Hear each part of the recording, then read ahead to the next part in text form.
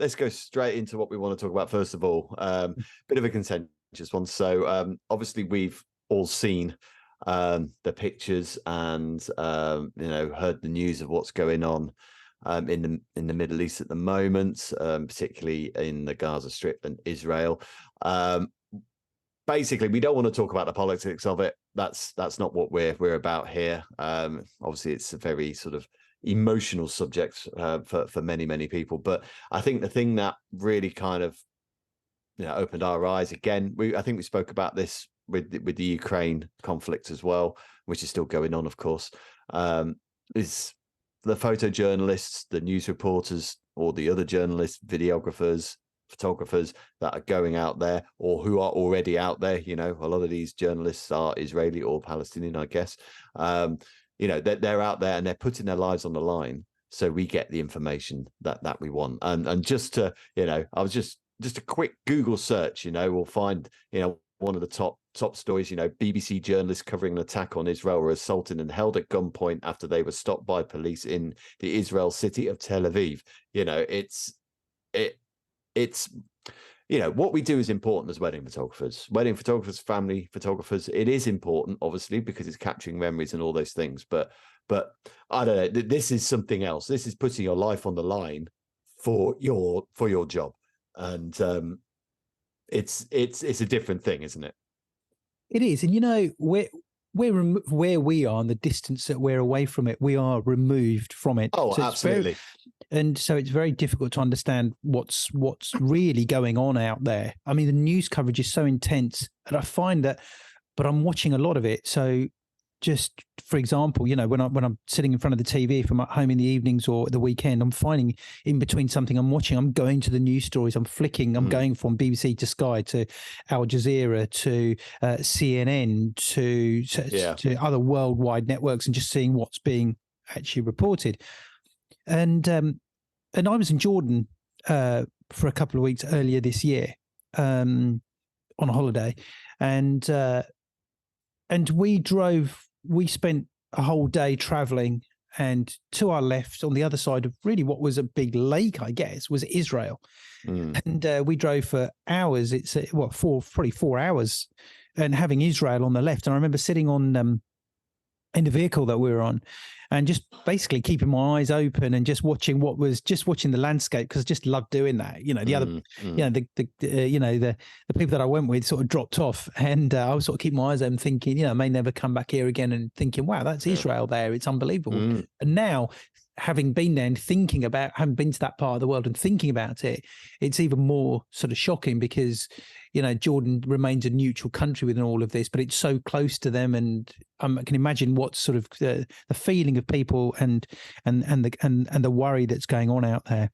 Yeah. So it's really easy. So what we do is we rely on the news stories to give us some idea of what's going on. And we don't have any idea of really what it's like there. No. So the credit that we have to give these journalists that we very, very easily take for granted, and the equipment, it's bad enough, when we're shooting, Mark, all day, and and we have to go back to the car and go and get another tripod or another light stand. And we're also talking about things like backing up and that's right. Oh, what if we lose this wedding and all this kind of stuff? Yeah. And you think, do I really, it's like, okay, I've got to walk the other side of that field. We've been doing a shoot and I've got to walk across because I've got to go and get a couple of light stands. And I really don't want to do it. Do you know what?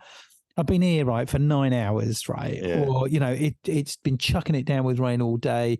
We've got because we're on a construction site, we've got all this gear on and everything. Do you know what? I cannot be bothered to walk back to the car. I'll hold the bloody light instead of going back to go and get the light stand, right?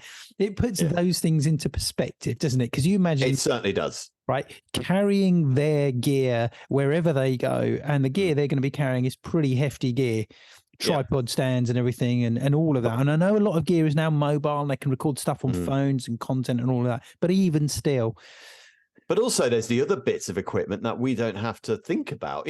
Helmets, body armor of some description, bulletproof vests, all that kind of thing. Yeah. And, you are putting your life on your line, as I just mentioned, those journalists working for the BBC, they were held at gunpoint during this. I think that's happened a lot. I think many people, obviously loads of people have lost their lives, which is obviously horrible, but obviously we're talking about photojournalism here really. You know, they've gone out there to obviously record, let people know what's going on, and they've lost their lives because of it. And not only that, the horrors that these people must witness. I mean, how you can, and I know we always say, how do you sleep at night when someone's being bad or something, but this is a different thing. And how can you imagine going to sleep, trying to get to sleep after seeing all of that, and then you're hearing maybe what's going on outside. No, they talk about soldiers from suffering from PTSD. Is that right? Yes. Yeah, right. You know, post-traumatic stress syndrome, or I'm not sure. I can't remember exactly. You know, but what about these guys as journalists? They must also have that as well, because because at the end of the day, they're there reporting, but they can't really help anyone. Well, in a way they are, because they're getting the message out there, aren't they? I suppose they're trying to do their bit, but it's got to be soul destroying, because they do their bit, but they know that at some point they'll be leaving and going back. Hopefully, they stay safe, that they're going to be going back to their own safe home and having somewhere to. So they know that if they're going to be there for a couple of days, or they could be there for 3 months, or they could be, I don't know how it works. That they know that they're safe at the end of the day, or they're as safe as they can be. They know that they're moving forward, don't they? But to leave those people in that situation, you go back, that's got to be hard for people to deal with mentally as well. That's got to have an effect.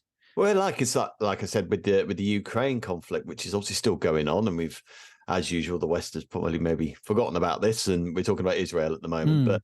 But there's still journalists out there doing their thing, and I remember watching it when it was all starting, and you had BBC journalists standing on this rooftop in Kyiv somewhere, and you could hear the explosions in the background, and the sirens and all this. You're thinking, my word, they're choosing to go into these situations to give this message to people about unearthing the truth. I mean, yes, there are probably arguments about propaganda and all that kind of stuff, but I'm leaving that to a side.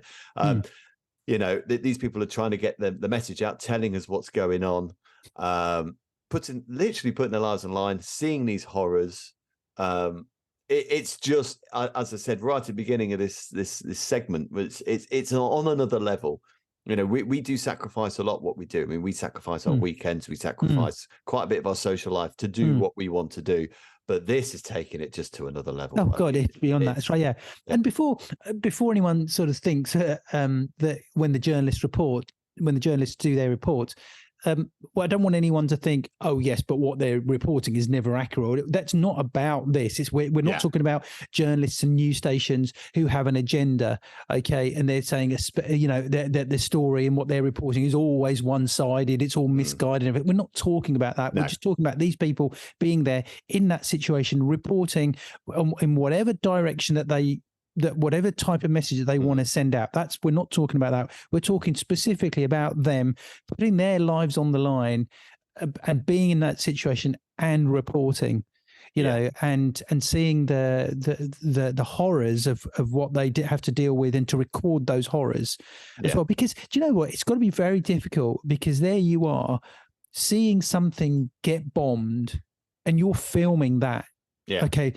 That's got to be hard to even accept the fact that you're doing that. And it's people that are looking on who are being bombed, thinking they're just watching us get bombed. Do you see what I'm trying to say? Yeah. It's and that's got to be difficult to deal with, because that's their job. And the thing is the world needs all of that. Otherwise we would never know. We would never know. But they have to be pretty hardline to say, actually, hang on a minute, where do I film and where do I get involved? Well, that was always a thing. I mean, that famous picture of the boy with the hand grenade. Yes. Was it a boy? And it might have been a little girl, actually. I can't. In Vietnam, wasn't it? I think. Yeah. And I think that person was saved by the photographer in the end. And yeah, I mean, I can't remember. It was a long time ago, and I saw it. I think it might have been Don McCullen or someone like that. Yes, there is a time just to put the bloody camera down, and do something. And it's knowing when to make that call. It's knowing when to make that call, right? Because here's the thing: do you then say, "I've got to get this shot"? Yeah, I've got to get. That's what you're there to do. That's right. And then do you go? And then do you go into that mindset of I've got to just get the shot regardless of what's going on. I don't know. You know what?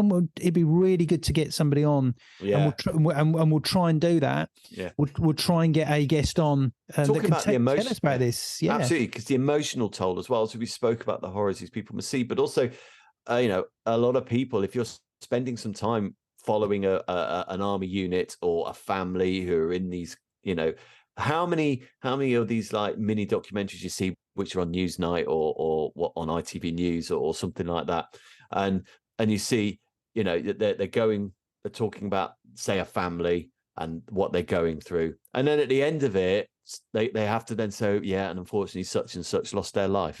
So, you know, that journalist is probably one of the last people that person spoke to before they died, and to have that it's such a responsibility for a photojournalist or a journalist. I mean, you know, people who are out there, it's such a responsibility to be that last person, and then to think about that afterwards. You know, I'd love to know the whole process of, you know, when they're there in the middle of everything that's going on, and they're shooting and transferring images back, and that whole thing about how does that work, and what's the pressure that they're under from their broadcasters as well, because they want to be the first ones that report as well. Yeah, they want to get their images out first. They want to get their images out before anyone else, and you know, and all of that would be really interesting to find out is what pressure are they actually under to also deliver as well. Yeah, you know. Because, you know, will a broadcaster say to them, well, look, you're there to do a job, so can you just get on with it and send your pictures and your images and your footage a little bit quicker, please? It's far too slow. You need to go and find out. You need to go and find something. You need to be there. You need to get involved. That all sounds really harsh, but that goes on, doesn't it? It must do. Well, that's the thing. Like, you know, we said when we done a wedding, and you know, a guest has gone to, oh, you're having a good time, and they're kind of like, well, actually, it's a fantastic wedding, and you've done it really well. But I'm working. You know, I'm having a better time than would be if I was working in an office somewhere, because this is what I've chosen to do.